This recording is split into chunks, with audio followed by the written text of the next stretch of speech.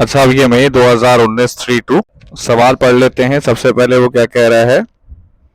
Using machinery B है, information available है। अब जरा एक चीज इसमें ये देखो बेटा कि ये कह रहा है कि total cash inflows from sales.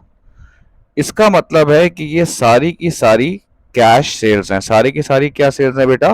Cash sales, क्योंकि सेल्स को उसने क्या कर दिया, कैश इनफ्लो कर दिया, और कॉस्ट ऑफ सेल्स को उसने कैश आउटफ्लो कर दिया।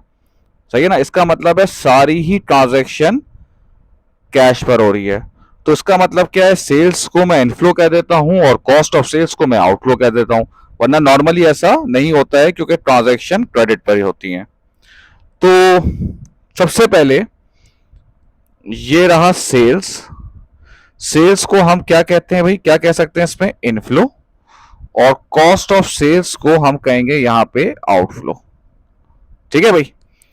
अब वो क्या कह रहा है, decided to purchase a new machine at a cost of 6 lakh, और ये अपनी दूसरी मशीनरी को रिप्लेस करना चाह रहा है।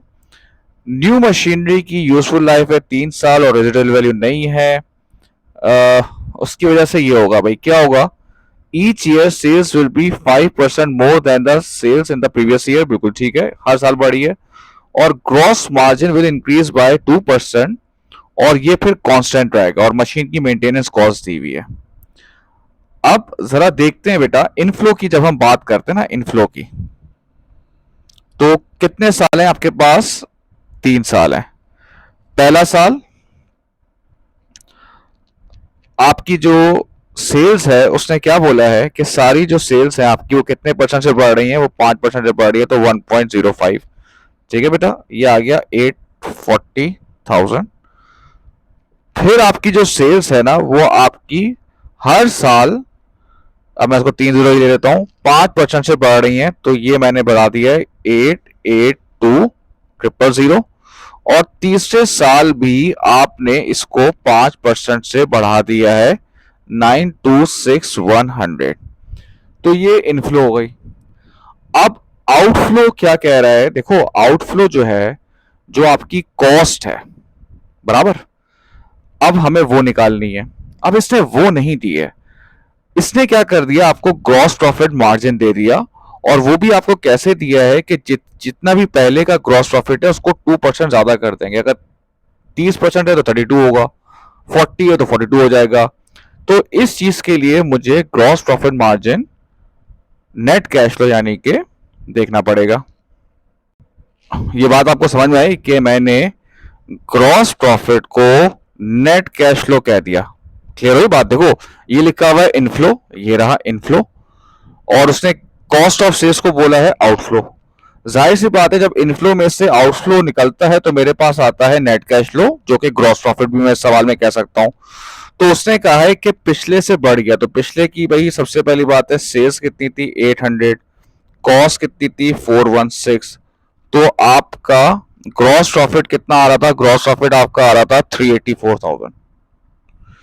तो भाई अब मैं ग्रॉस प्रॉफिट परसेंटेज निकालूंगा। उसका फॉर्मूला क्या होता है? Gross profit upon sales into 100, जो कि आ रहा है आपका 48%।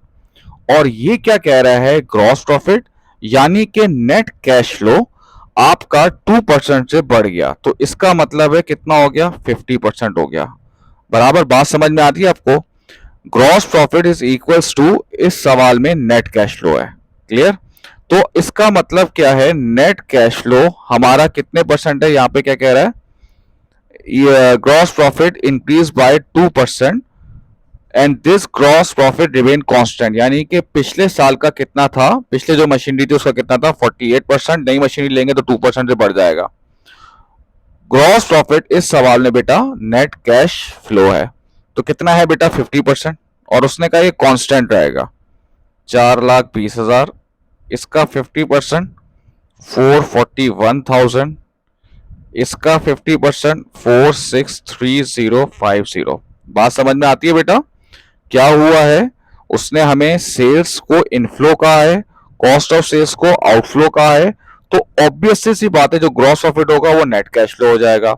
उसने क्या बोला है कि जो नई मशीनरी होगा उसको जो ग्रॉस प्रॉफिट होगा वो 2% से ज्यादा होगा। इसके लिए मैंने पुरानी मशीनरी का ग्रॉस प्रॉफिट निकाला, उसकी परसेंटेज निकाली और 2% कर दिया। इसका मतलब है नई मशीनरी से ग्रॉस प्रॉफिट यानी कि नेट कैश फ्लो उसका कितना होगा, 50% होगा। अब इसमें से मैं मेंटेनेंस क्या कर दूंगा, मैं माइनस कर दूंगा। मेंटेनेंस ये देखो, ये दी हुई है आपको 10,000, 20,000 और 30,000। Other operating cost excluding depreciation, चलो अच्छी बात है भाई, डेप्रिसिएशन हटा के बोल रहा है तो लिख देंगे भाई -120, -120,000, -120,000।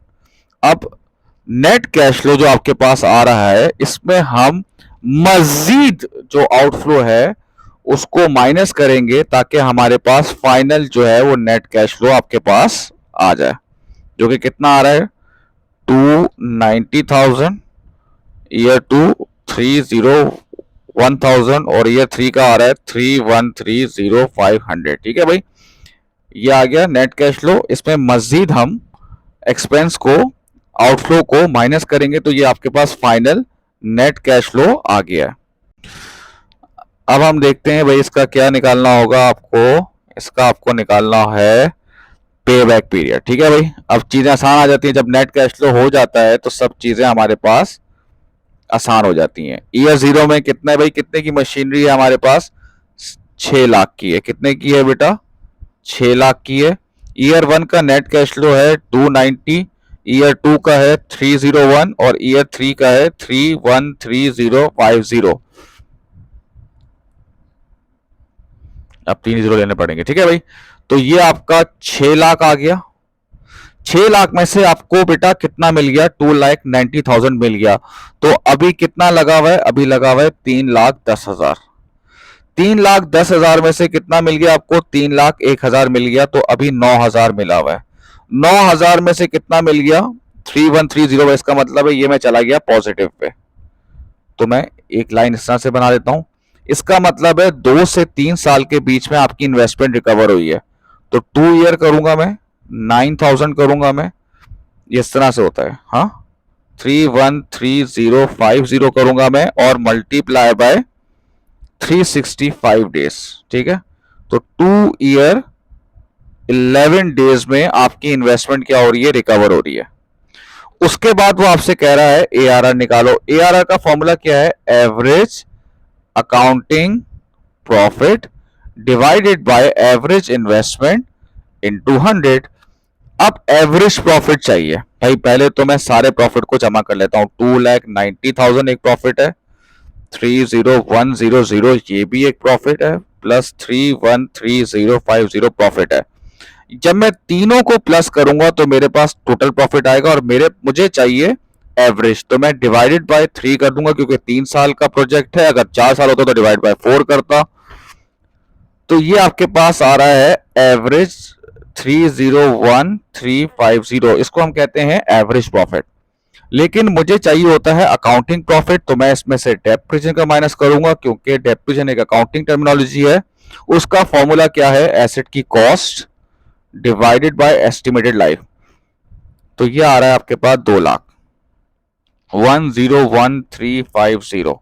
तो ये आ गया 101,350। ठीक है, अब एवरेज इन्वेस्टमेंट का फॉर्मूला क्या है, एवरेज इन्वेस्टमेंट का फॉर्मूला क्या है, जितनी आपने इन्वेस्ट किया है डिवाइडेड बाय 2। तो ये आ रहा है 3 लाख एवरेज इन्वेस्टमेंट,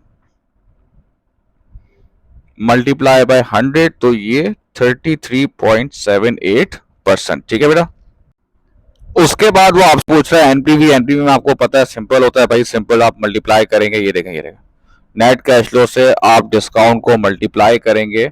ये सारा गेम कैलकुलेशन बेस होता है, मल्टीप्लिकेशन बेस होता है, तो इसलिए मैं इसमें यहाँ पे आपको स्क्रीन शो कर रहा हूँ।